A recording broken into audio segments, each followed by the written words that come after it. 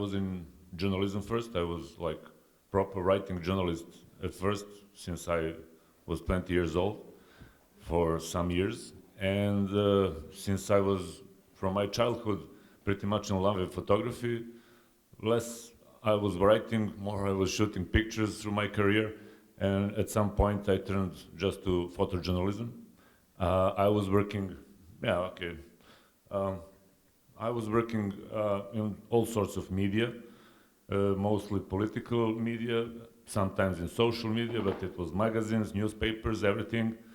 During the wars in the Balkan, I was covering wars. I was working for Reuters, AP, some foreign magazines, international magazines, and stuff like that. So that's shortly what I was doing. And I was doing that one for more than 25 years, I think. And when journalism became yellowish and started to become, can I say, crap, I decided not to do any longer that kind of job, and I decided to go a little bit in organization, some projects, teaching photography, and yeah, mostly now I don't live actually in production of photography. With some colleagues, I started because we saw a lot of problems actually in Serbia in field of documentary photography and press photography.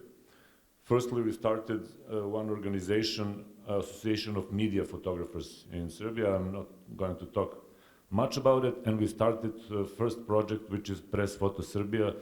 It's annual event similar to most of the countries that got competition in media or press photography.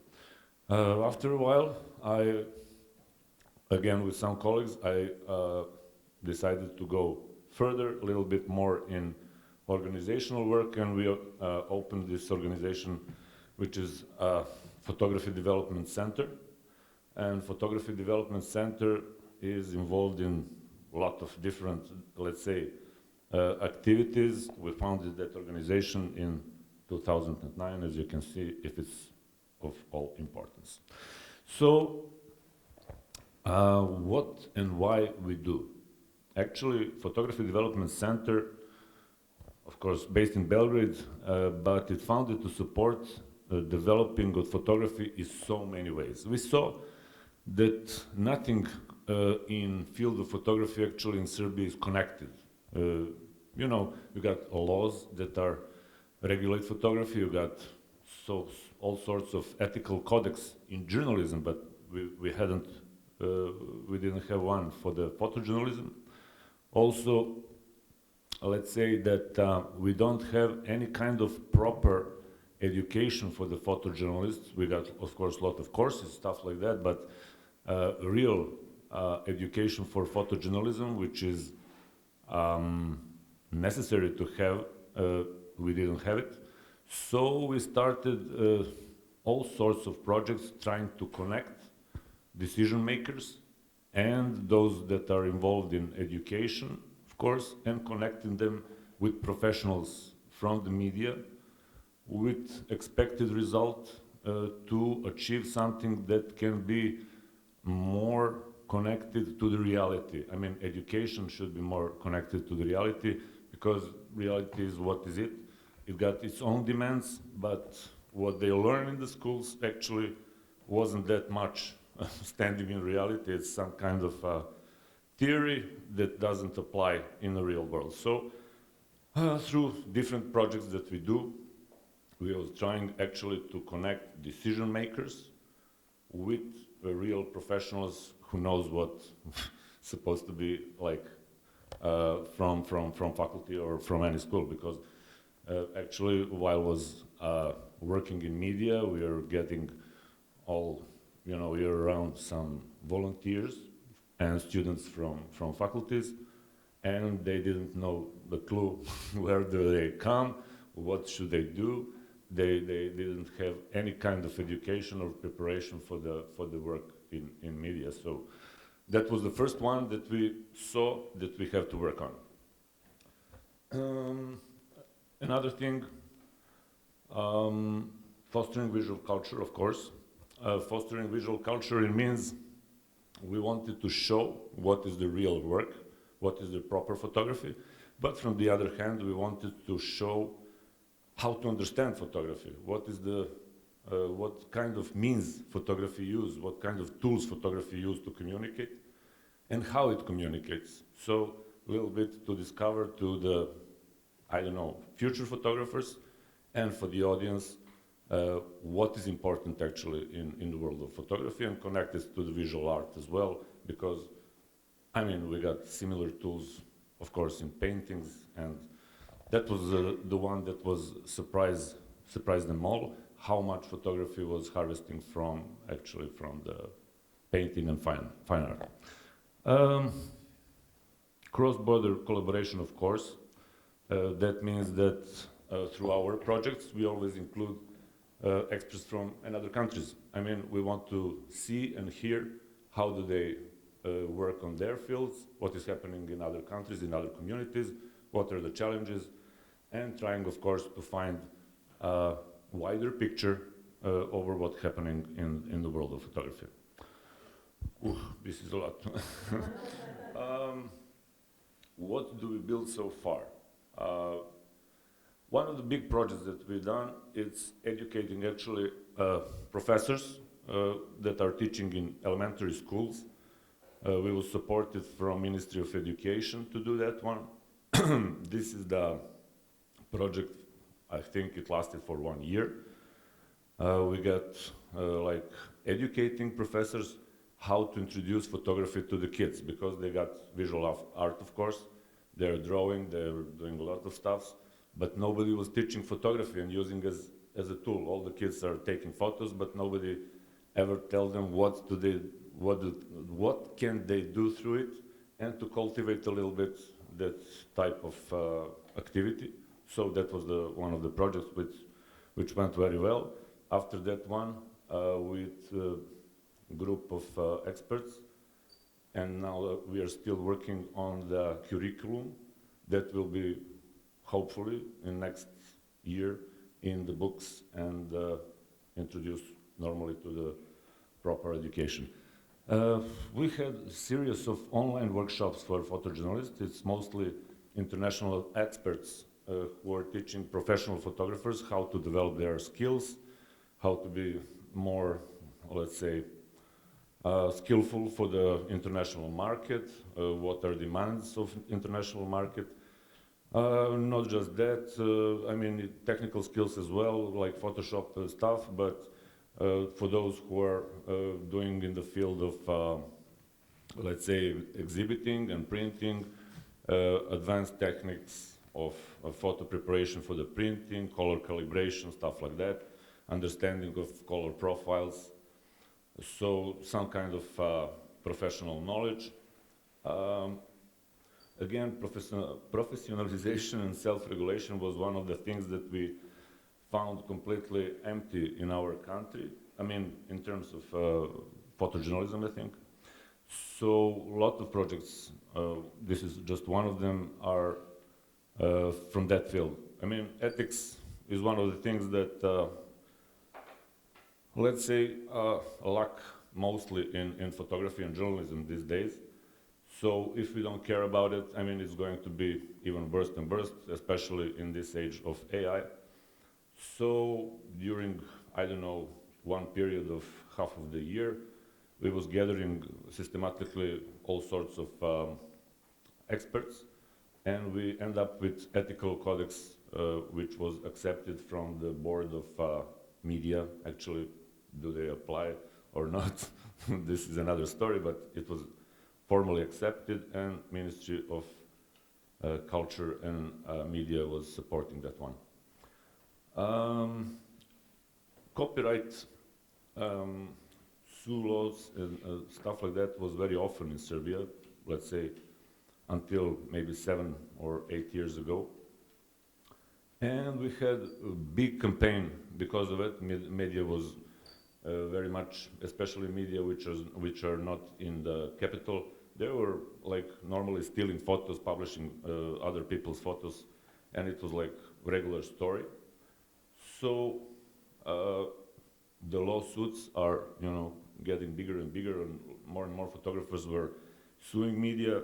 So penalty was very big, and at a certain point, big media gathers in Serbia and try to push change of law in the parliament. And it was surprisingly something like very fast, and we haven't seen that they're doing that one. Just one day pop up somebody, so it's going to be in the parliament, they're going to change the law. They wanted to change one paragraph that photography that is used in media could not be part of author's law because it's mechanical work. So we organized very big campaign because of that. We was making panel discussions, press conferences, protests, which were public, and big push, you know, it was all over the media. Some media supported us, some media was, of course, against. But on the day of voting, we was completely surprised. They vote against that change, so that was a very big victory for the Photography Society. Pixels and principles, what is that, Frank? Yeah, when AI approached, this is one of the newer, when AI, of course, was like started to kicking in media world and in that visual world, we organize, of course, a lot of public debates, workshops, and we engage a couple of faculties with students and professors to regulate what can be regulated in these terms, to be aware of what is going on with all of this. And of course, we suggest and we make set of rules how media should, I mean, those media which are informative media, how they should act towards photography. And one of the things that we suggested, and I think that it's more and more they're using, we suggested first that they shouldn't use the term photography made by AI because it's not photography, it's not related photography. It looks like photography, but it's not. And we suggested the term promptography to make a difference. And to the media, they're more and more accepting our suggestion that promptography should be written down, that it's not photography and it's promptography, so nobody should be confused. And some of the media, let's say most serious media in Serbia, they accepted publicly that they will not at all use promptography in their work because they're, let's say, serious media. So, what is this one? Yeah, out of the frame, promoting new perspectives through photography. It's one regional, which is ongoing project right now.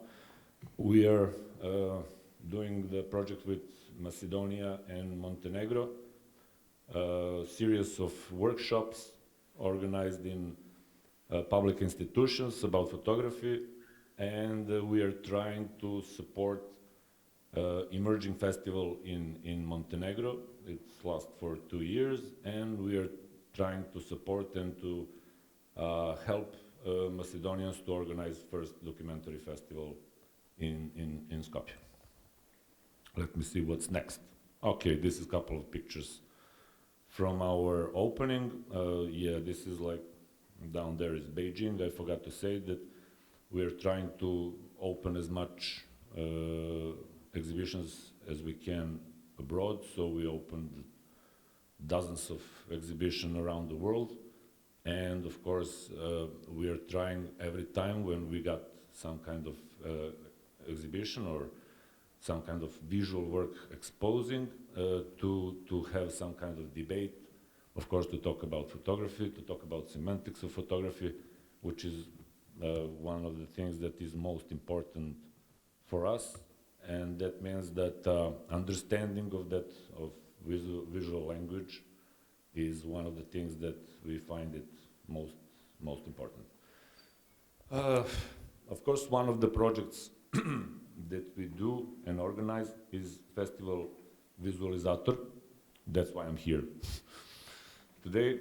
Visualizator, we started Visualizator like 12 or 13 years ago. It's annual, yeah, 2013, okay. It's annual event every November in Belgrade. It's across whole city. We use traditional gallery spaces, museums, roughly between 12 and 15 exhibitions on each festival. This is in Serbia, this is the only festival dedicated to documentary, preliminary documentary photography. It's usually some kind of long-term work and investigation through media photography, that kind of exhibition we show. But we got also some art exhibitions, let's say maybe 20% or something like that. The important thing for us, we are using the festival as a platform for all of our projects that we do. So this is the chance when we got more media attention and more general attention. So then we got public debates that we bring decision makers from different areas, from ministries, from media, from organizations that regulate media. And we are putting some subjects that is important for us to talk about. Those people are very rarely, exchange information, exchange energy, and exchange what do we think that it's important. So that is our chance to put them together, to put the topic in front of them, and to see what they're thinking over those one, and always using that as a tool to go out with some conclusions, and publicly we are giving those conclusions to media or to the certain organizations or ministries as a suggestions what they should do in certain field.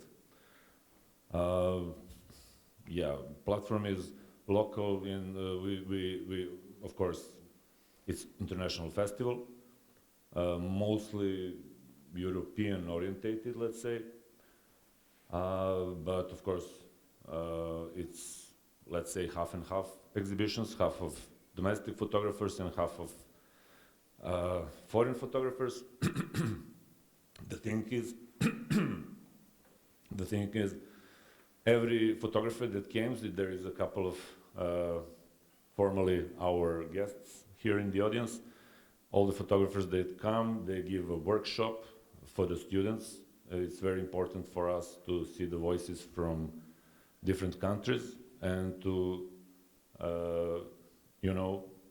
through years, to educate students in a way that spread their vision, not just locally, but internationally.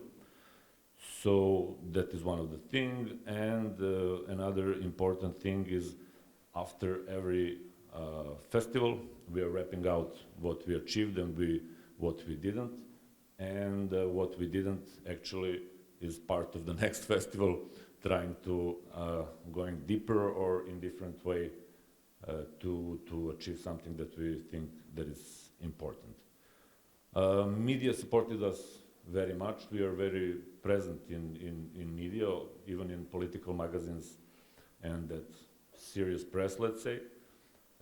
National television too. All of our people are, I don't know, very often in media, even in national television. And of course, some of the guests of the festival, they're making an interview with them, which pretty much helps to for the festival to be visible among ordinary people.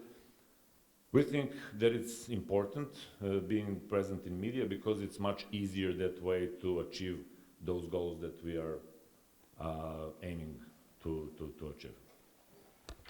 So, what is this? Okay, I said pretty much about. There is one video that I wanted to see, but never mind. Maybe later at the end. Never mind. No. Anyway,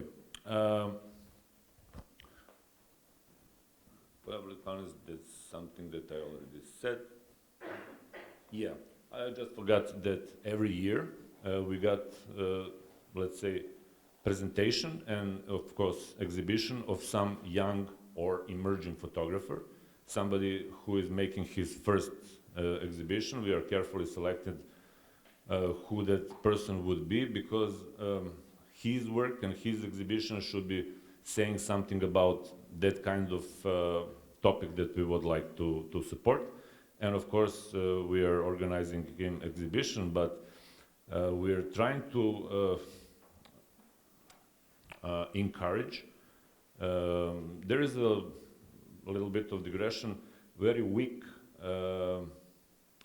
photography critics almost doesn't exist in Serbia. When somebody is writing something about photography, everything is beautiful, everything is good, everything is blah blah blah, but we don't have real words behind it about certain exhibition or photo, never mind. So we made like, how do you call it, collaboration with Faculty of Art History.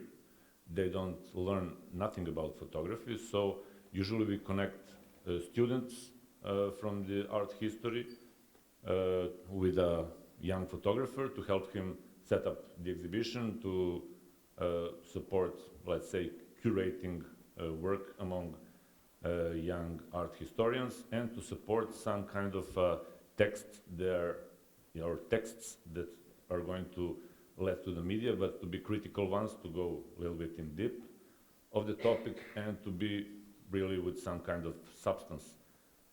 That kind of work helps, and every year we get in more and more, let's say, volunteers from that faculty.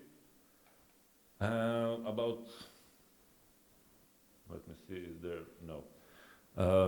One of the things that I didn't mention, we got strong connection with the Faculty for the Journalism, Faculty of now Art History, and organizational faculty. It's very serious one in Serbia, because it's a festival, you know, everybody who's worked in festival or connected knows how much of organizational work is there. So we are gathering something like 40 students every year as volunteers, and of course we find some professors to a little bit lead them through that one, of course through us, and we are that way we are getting help that we need from one hand, and recruit the people who know more and more about photography field, and they know a lot about organization, which is very important for us to let's say support.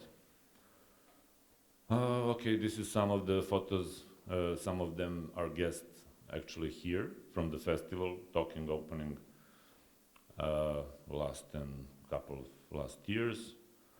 About impact, I already said that we are pretty much in media, but this is crappy photo, but anyway, we got billboards all over the city, electronic and classic ones. So through that, we are communicated with regular people. Like I said, it's very important for the photography to be visible, not just to seeing those photos, but to know actually that something is happening, which is kind of intellectual in the world of photography. And we are through years gathering more and more, let's say, ordinary public, not just photographers,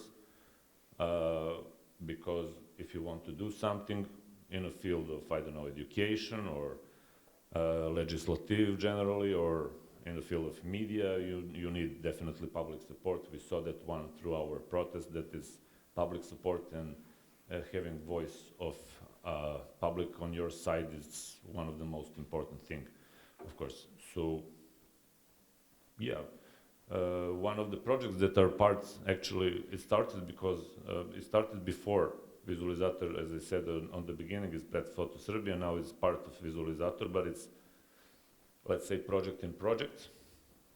We started that one, of course, to make interesting or important work of photographers in media visible, to put it in the gallery, because it wasn't in galleries before, and to support actually something like serious photojournalism. Through the rewards, we got 10 categories, and every category got his own reward plus main reward. Main reward can be photo story or single photo. Most often it's a photo story, and how can I explain? 20 years ago, photo stories were very weak in Serbia. It was like 3-4 photos, you know, big shot, close shot, something like that. Not too much thinking over the story, and we were supporting those who were actually working on the stories, promoting more and more, and it became popular through the years. And now we got almost everybody is working that way, which is very important because photography doesn't have actually much of the space in media any longer, especially for the big photo stories. As you know, it's all over the world like that. And actually the walls of the galleries are, and of course internet, only spaces where they can show their work. And that's the one thing. Another thing is, let's say, we are trying to regulate media. They are always publishing what is winning work and what are the winning works. So in a way, we started, it was a rule first, that photography has to be published to apply to the contest. But we dropped that one because we understood that most of the time crappy photos are selected to be in the media. And this is like showing us what's supposed to be in the media nowadays. Some of them are published, some of them are not. And the thing is that, like I said, we are pushing what do we think to be, what do we think that it's important topic to be covered, what do we think how it's supposed to be covered, and there we are rewarding those works, and we are, as much as we can, promoting that kind of work. I think importance and impact. What is this? About the contest. I already said this one. Let me just check if I'm missing something that I said. Okay, pretty much that's it. This is one of the photos from the couple of years ago. That was after the shooting in elementary school. Probably all of you heard about it, that one kid just came with a gun in the school and killed 12, I think, his colleagues from the classroom. It was a big story around, and of course that was one of the rewarded pictures. But the thing is, we are pushing those stories to be bigger, because everybody in media was pretty much orientated to the, I don't know, crying people, candles that are lighting. Of course, it has to be visible, but some people were going to send the emotions actually of their fellow colleagues from the classroom. So we think that kind of work should be supported. Connection, yeah, collaborate on future projects, host traveling exhibitions, what is this, exchange, blah, blah, blah, blah. I already talked about it a lot, but connection is one of the most important things for us, of course, like for everybody. International connection as well, because we are exchanging idea, knowledge, we share energy, passion for photography, passion for our work. So, yeah, it says let's connect. I cannot say more from that. And this is the contact info if somebody wants to contact us, of course. After this one, we are open to communicate with everybody in the field of photography and further, of course. And whoever got any question now, I'm open to answer. Thank you.